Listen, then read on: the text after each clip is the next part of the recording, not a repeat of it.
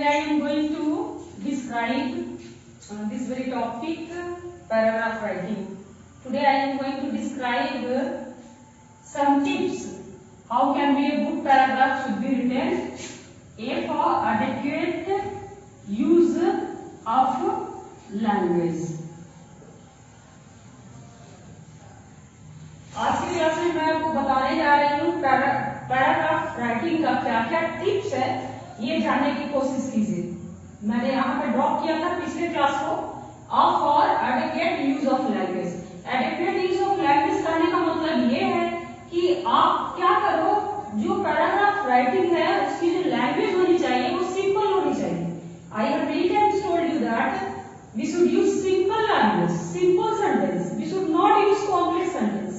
हमें simple sentence का use करना है, कॉम्प्लेक्स सेंटेंस का यूज नहीं करना। सिंपल सेंटेंस का यूज करने से ये होता कि गलती की चांसेस कम बनती और ये तुम्हारे पर्सनल ऑब्जर्वेशन को दिखाता है। आर्टिफिशियल नहीं दिखता, ये आपकी पर्सनल ऑब्जर्वेशन दिखती है। इसीलिए एडिक्वेट यूज ऑफ लैंग्वेज को जाने। In other words you can say that we should simple language, simple sentence. अब आपका बचा क्या? पी। पी फॉर बताइए।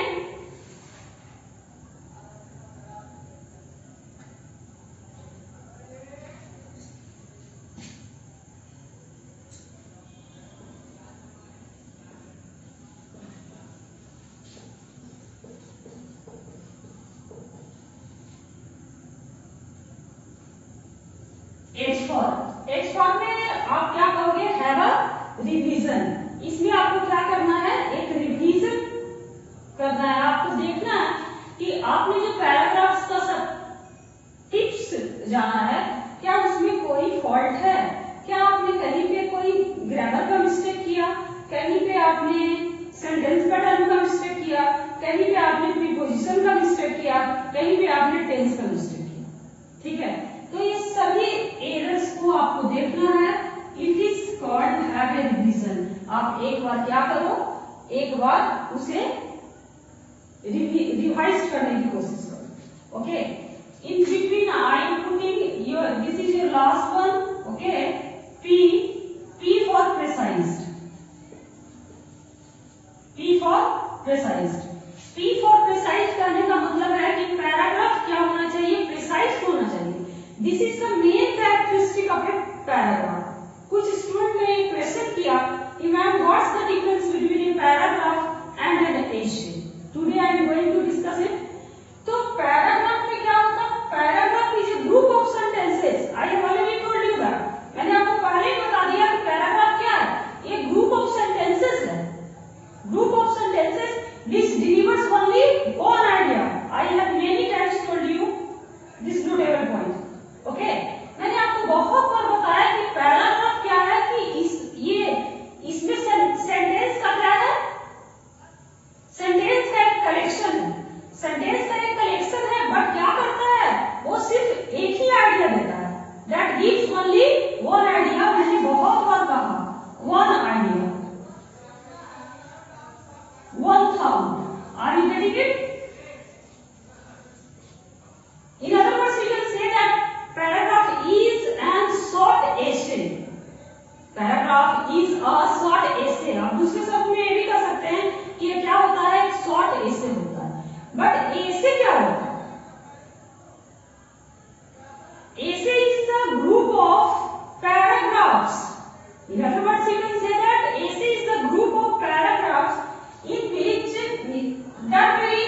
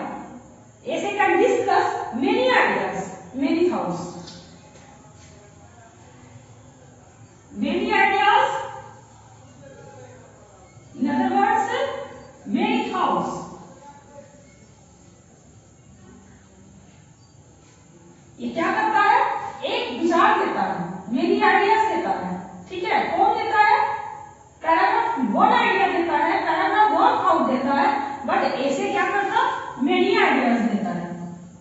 ऐसे क्या करता है, मेनी आइडियाज देता है। ठीक है, आगे करेंगे। This is the main difference between a paragraph and an एसे। यही दोनों का मेन डिफरेंस होता है।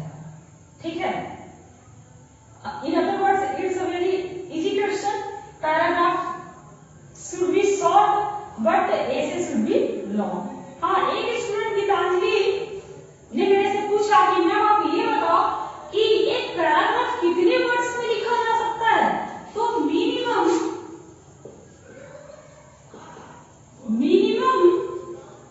वर्ड्स आप कर सकते हैं 100, ओके, एंड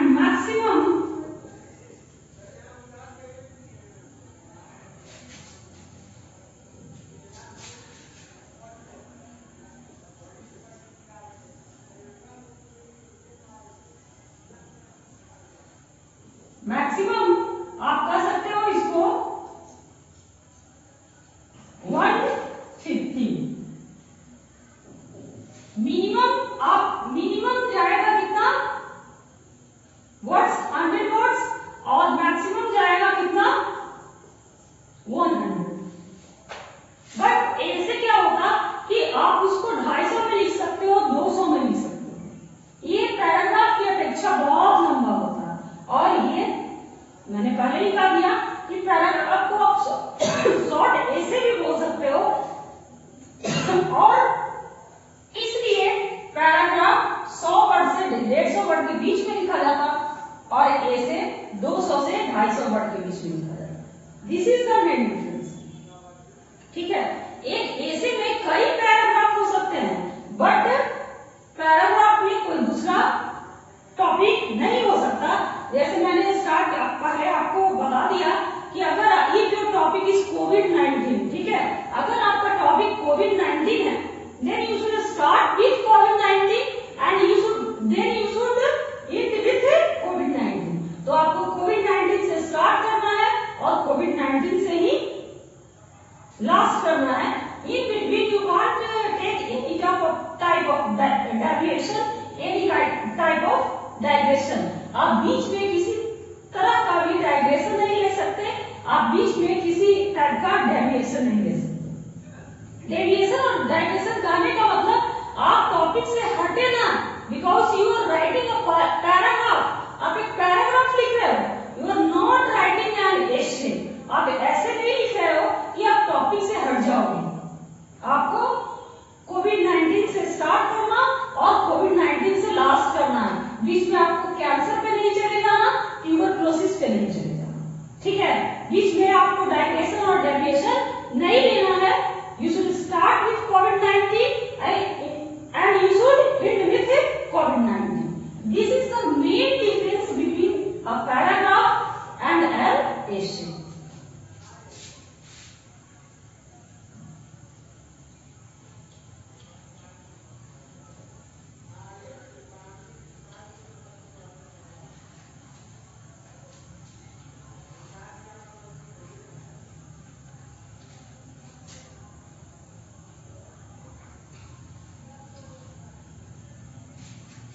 इस तरीके से जो इसका जो रूल्स था मैंने खत्म किया। अब आप जानो सम इंपॉर्टेंट पैराग्राफ्स।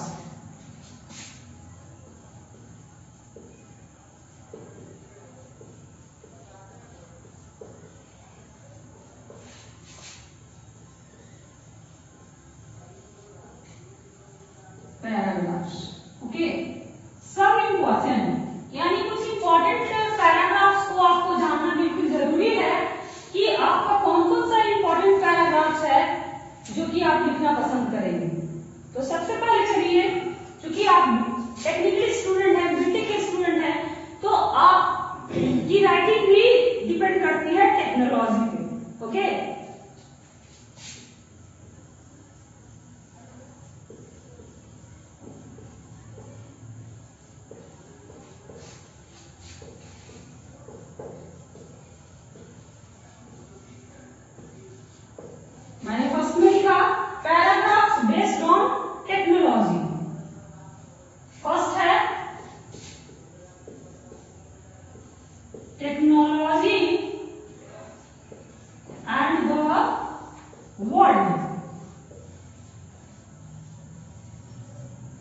और सेकेंड है आपका रोल ऑफ इंफॉर्मेशन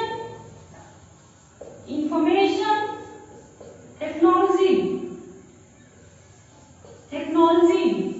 अपनी बीआरपी को भी तुम्हें अच्छा करना है। एचपी में बोलते हैं टेक्नोलॉजी और बीआरपी में बोलते हैं टेक्नोलॉजी। ओके, इसलिए बीआरपी को भी तुम सही करो। तो मैंने लिखा सब important paragraphs based on technology, यानी चूंकि आप बीटेक स्टूडेंट है तो आप सारा कुछ बेस्ड है आपके टेक्नोलॉजी पे, तो आपसे जो पैराग्राफ भी पूछेगा वो साइंटिफिक होगा, ठीक है। और साइंटिफिक में मैंने टॉपिक दिया टेक्नोलॉजी एंड द वर्ल्ड।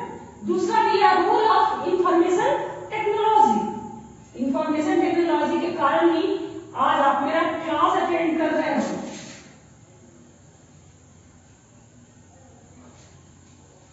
इसी तरीके से मैंने पैराग्राफ को कई पहलुओं में बांट के रखा है, ठीक है, और उस पे आपको पैराग्राफ राइटिंग करनी है। Paragraph based on science. अब कुछ ऐसे पैराग्राफ जो किस पे बेस्ड है, साइंस पे बेस्ड है। पहला uses and abuses of science, ठीक है। सेकेंड आपका बनता है wonders of science, wonders of science.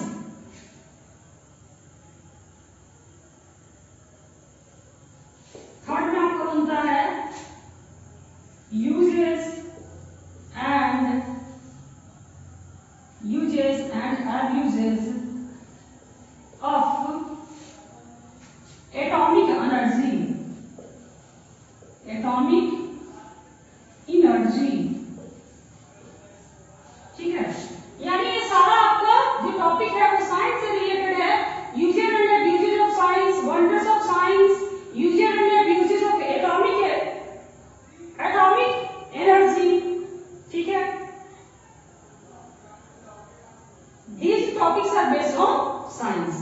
अब ये साइंस पे और भी जितना रिलेटेड टॉपिक आपका हो सकता है जो साइंस से रिलेटेड है, ये पैराग्राफ साइंस पे बेस्ड है, ओके।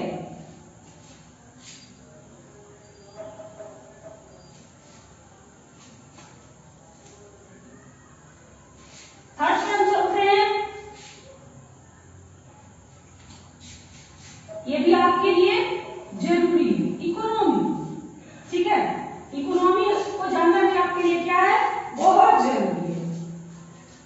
फर्स्ट है the evil of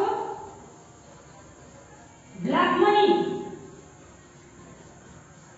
the evil of black money.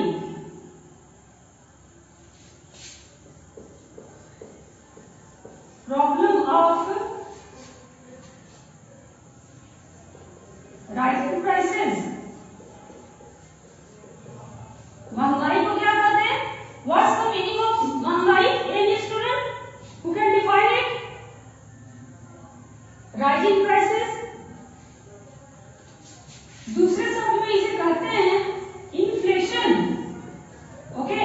और तीसरा एक और भी वर्ड है इसके लिए, प्राइस हाइक। ये तीनों एक ही है, आप इसको देखिए कंफ्यूज नहीं होना, ये तीनों एक है। महंगाई की मीनिंग राइजिंग प्राइसेस भी होती, इन्फ्लेशन भी होती और प्राइस हाइक भी होती, ठीक है। तो जब इकोनॉमी की बात करते हैं तो इकोनॉमी में अभी आप जान रहे हैं जिस ये जो समय चल रहा है, इसमें आने वाले समय में हमें झेलना ही होगा इन्फ्लेशन, हमें झेलना ही होगा राइजिंग प्राइसेस, हमें झेलना ही होगा प्राइस को, ठीक है। अब चलिए इकोनॉमी को आप हटाइए, तो इकोनॉमी के बाद भी बहुत सारा ऐसा टॉपिक है जिसपे कि पैराग्राफ्स आपसे लिखने के लिए पूछा जा सकता है, ओके। तो चलिए, क्योंकि इंडिया की पॉलिटिक्स को भी हम नहीं छोड़ सकते, पैराग्राफ्स बेस्ड ऑन पॉलिटिक्स, ये भी आपका इंपॉर्टेंट पैराग्राफ में एक इंपॉर्टेंट पहलू रखता है, पैराग्राफ्स बेस्ड ऑन पॉलिटिक्स,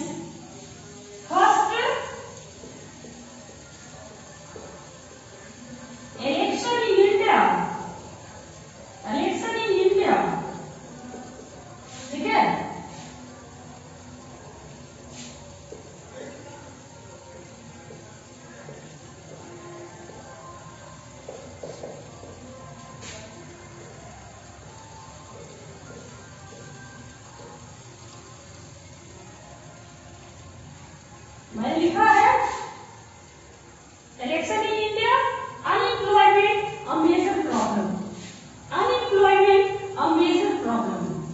ठीक है,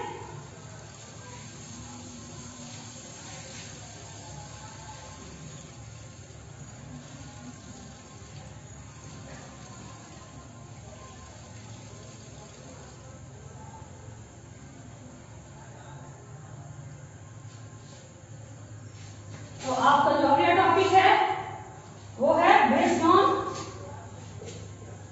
सोशल इश्यूज। ठीक है, ये आपका क्या है, ये ऐसे पैराग्राफ्स हैं जो आपके सोशल इश्यूज को डिस्कस करते हैं।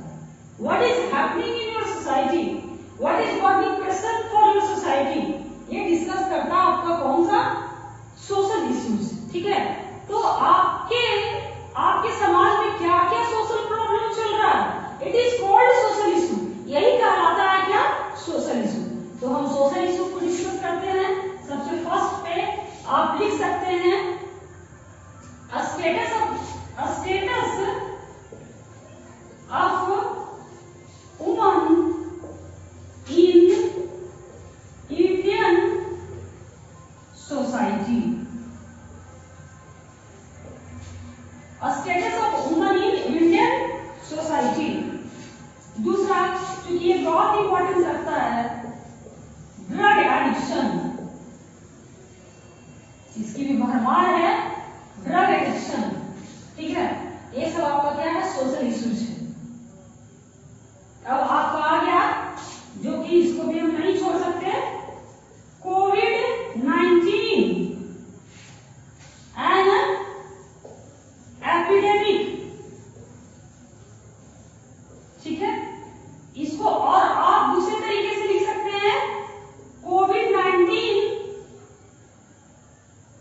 And India. ठीक है, और फिर इसको बहुत तरीके से आप घुमा सकते हो, कोविड-19 एंड चाइना।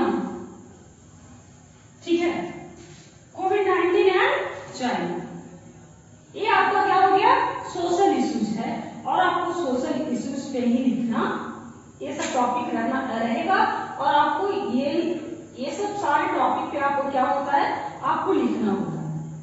ठीक है, तो दीज आर इम्पोर्टेंट टॉपिक्स।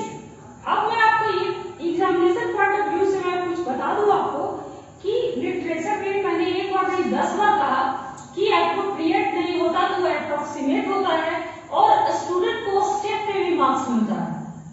ठीक है, लिटरेचर में एप्रोप्रिएट नहीं होगा तो अप्रोक्सीमेट होगा। तो स्टेपिंग का ख्याल आप करो, कौन सा स्टेपिंग आपके लिए जरूरी है। तो पैराग्राफ में मैंने सबसे पहले आपको बताया कि यूनिटी ऑफ थॉट होना चाहिए। यूनिटी ऑफ थॉट में आप एक मेंटल लेआउट प्रिपेयर कर लो कि मुझे कैसे क्या क्या लिखना है। एक थॉट प्रिपेयर कर लो कि किस थॉट को हमें बिगिनिंग में लिखना है, किस थॉट को हमें मिडिल में लिखना है, और किस थॉट से हमें एंड करना है। ये पहले आप एक क्या करें, एक लॉजिकल सीक्वेंस बनाएं। लॉजिकल सीक्वेंस किसका बनाएं, सेंटेंस का लॉजिकल सीक्वेंस बनाएं कि किन शब्दों से हमें स्टार्ट करना, किन शब्दों से मिडिल में लिखना, और किन शब्दों से हमें एंडिंग करना। ये पहले से आप फ्रेम कर लो दिमाग में। यूनिटी ऑफ थॉट यही कहलाता है, आप इसको पहले से ही सोच कर रखो। मैंने ये भी बताया कि हमें डिस्कस भी करना है, तो कैसा, चूंकि मैंने पहले ही कह रखा है कि इट इज शॉर्ट ऐसे, और इसमें लिमिटेशन होती है वर्ड्स की। आप 100 से 150 तक इसको लिख सकते हैं। ये कहा जाता है इट इज कॉल्ड शॉर्ट ऐसे, इसे शॉर्ट ऐसे कहा जाता है। यानी 100 से 150 तक ही आप इसको लिख सकते हो। इसलिए हम जब भी लिखेंगे तो इसमें रेलिवेंट मैटर में लिखेंगे।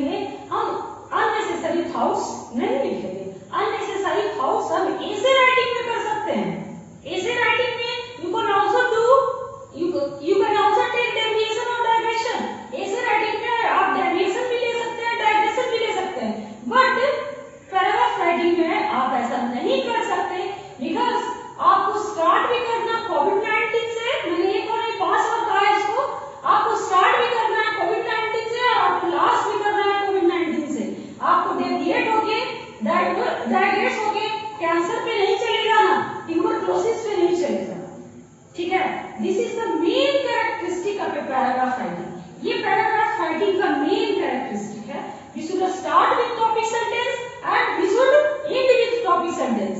हमें टॉपिक सेंटेंस से स्टार्ट भी करना और टॉपिक सेंटेंस से एंड भी करना. बट ऐसे में आप फ्री हो, आप ऐसे में टॉपिक सेंटेंस से स्टार्ट कर सकते हो, बीच में आप किसी दूसरे टॉपिक पे जा सकते हो, तीसरे पैरा में किसी दूसरे टॉपिक को डिस्कस कर सकते हो, चौथे पैरा में दोनों टॉपिक को कंपेयर कर सकते हो और लास्ट पैरा में कुछ भी लिख सकते हो. बिकॉज ऐसे राइटिंग में ऐसी कोई भी रिपीटिशन नहीं होती, ऐसे राइटिंग में ऐसी कोई भी रिजिडिटी नहीं होती, बट पैराग्राफ राइटिंग में होती है. पैराग्राफ राइटिंग में सबसे बड़ी रिजिडिटी जो मैंने आपको बताया वो वर्ड्स की होती है. एक स्टूडेंट ने मेरे से पूछ रखा था कि ये कितने वर्ड्स में लिखा जाता है, तो आप जरा कान खोल कर सुनो कि ये 100 से 150 में लिखा जाता है. ठीक है, it is called an short essay. इसे शॉर्ट एसे भी कहा जाता है. Concept clear? आपका आई थिंक सो कि आपका कंसेप्ट क्लियर हो जाना चाहिए पैराग्राफ राइटिंग के बारे में. ठीक है, तो पैराग्राफ राइटिंग को अगर आप इस तरीके से लिखते हो, इस स्टेपिंग के साथ लिखते हो, तो बट नेचुरल है कि आपको मार्क्स मिलना ही मिलना है. ठीक है, वो एग्जामिनर फंस जाएगा और आपको मार्क्स देगा ही देगा. ठीक है, लेकिन आपको उसे प्रोसेस वाइज लिखना होगा, आपको इसे स्टेप वाइज लिखना होगा. अगर आप स्टेप वाइज लिखते हैं तो वो मार्क्स देने के लिए क्या हो जाएगा, बेबस हो जाएगा और तुम मार्क्स कैश कर सकते हो.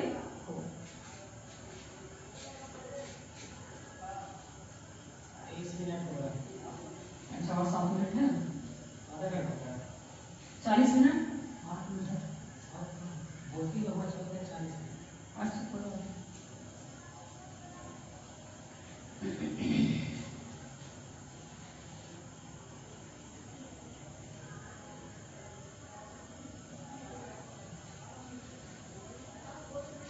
इस तरीके से मैंने आपको